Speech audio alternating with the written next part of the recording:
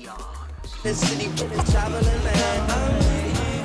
With tears in her eyes, she said, "Is this really goodbye?" I said, "Across the borders of land, I'm a in the city." Hey, let's get it. You already know what it is. You already know the vibes. So, I'm outside getting that, that good vital energy. But you see, the flow is around me. What do I mean by the flow? So, we have the flow and the ebb. Right now, I feel the wind brushing past me. You may notice that it's a continuous force, a continuous movement. So the flow in and of itself is the action. And in the zodiac charts, in the zodiac wheel, it manifests in fire and air. The characteristics, as I said, is a constant flow and movement.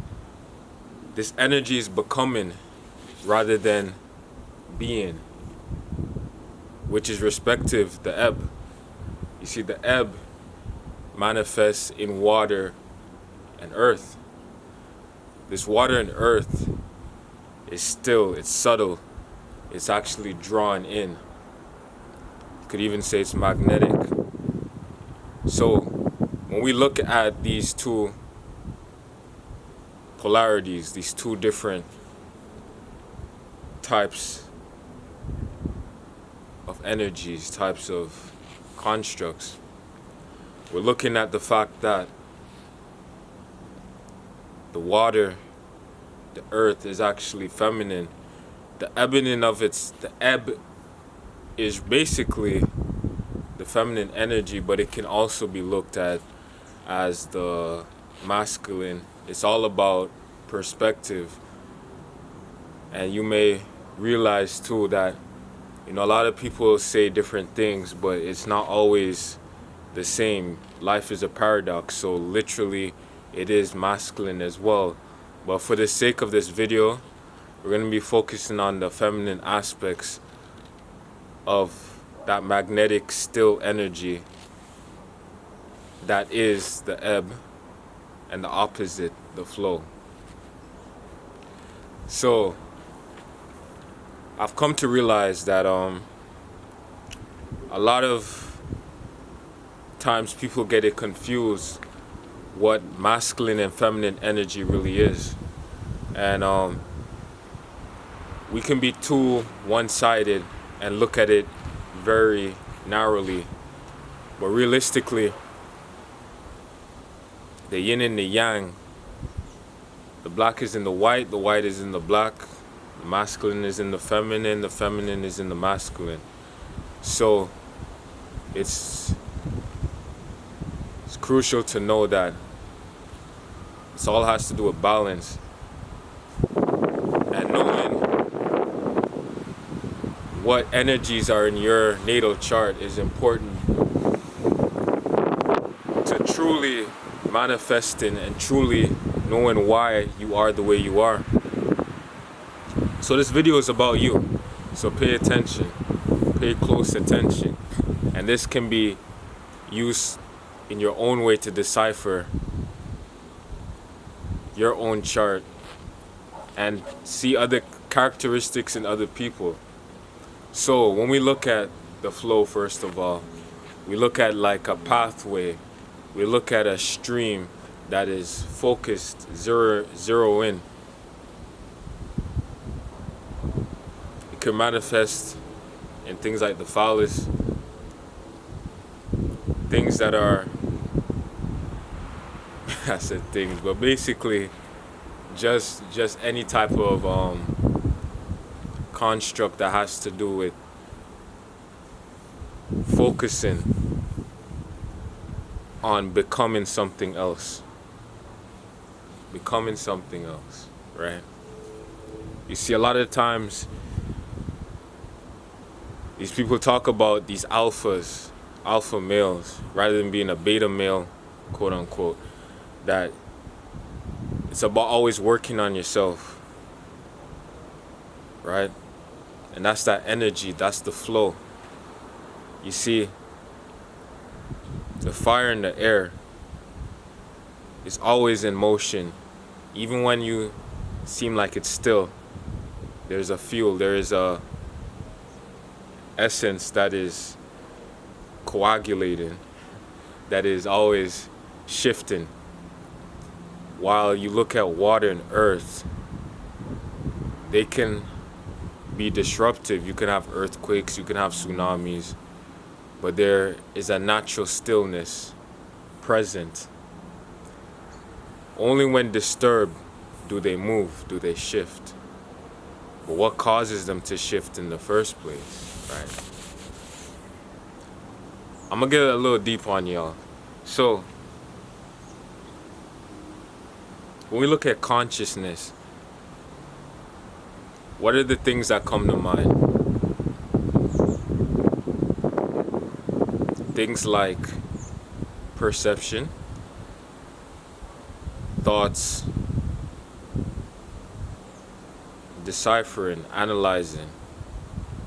And when you think of the subconscious mind, to access it, what are those things that come to mind? I'm gonna give y'all time. You know, I got all the time. I'm outside of it, you see me? I'm in nature. So the subconscious is about stillness and grasping what is contained. So to wake it up, the consciousness has to literally almost impregnate it. And that's how you manifest. And that's how worlds are born. That's how ideas are put into fruition.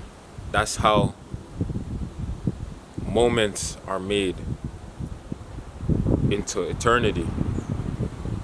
And you know, I was looking at the my name, right, the other day, and I realized how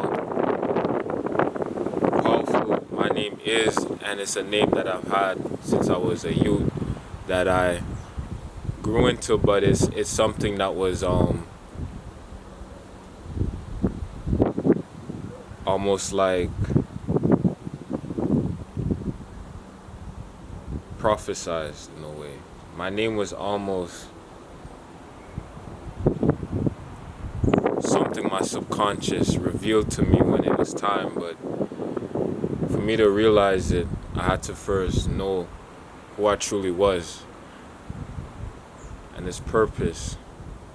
But the name Eon basically means eternal. It means the Aeon is a Gnostic term for powers or beings emanating from the Supreme Being to perform tasks in the universe. It's important to know the names that you latch on to for whatever reason. A lot of it has to do with your purpose and the things that you were meant to do in life, and it's key to just be aware of that. But anyways, back to what I was saying. So the flow manifests in 6 different degrees in the zodiac wheel. You have first the Aries. It starts off with Aries, remember that. Aries, then you have Gemini, then you have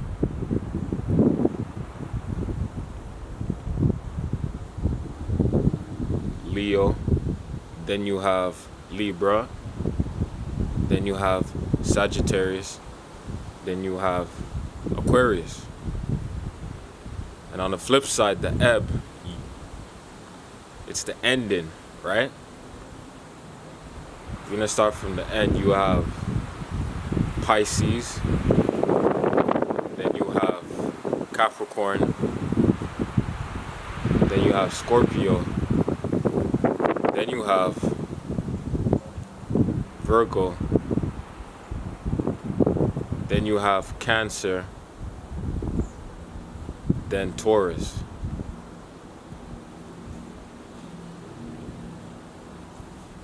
So you see the beginning and the end, they're different degrees, but one has to be at different polarities. You have to have the flow is the initiating force, and then the Pisces, which the flow, which is the Aries, the initiating force.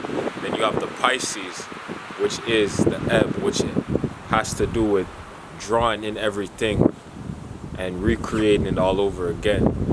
So both respective sign is powerful. The cardinal signs, the mutable, fixed.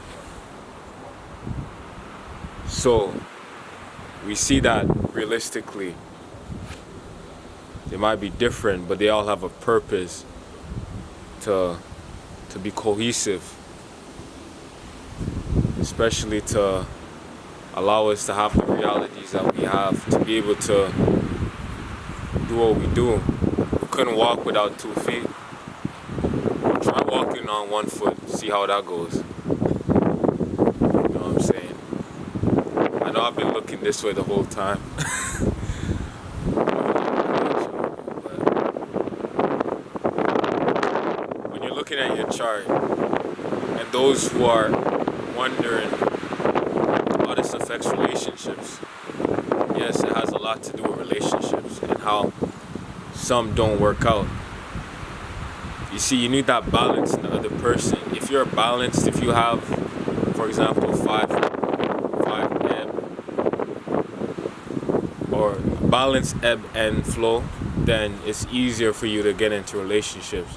If you have more of an extreme polarities on whichever side, it is important for you to really focus and work to find that person that balances you, and not settle for any relationship, because that would be to the detriment to your flow and your stillness, respectively.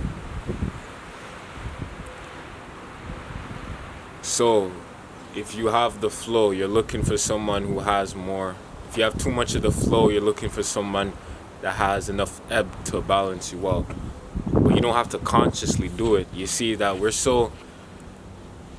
our body chemistry is so fascinating that we can actually pick it up on a chemical level.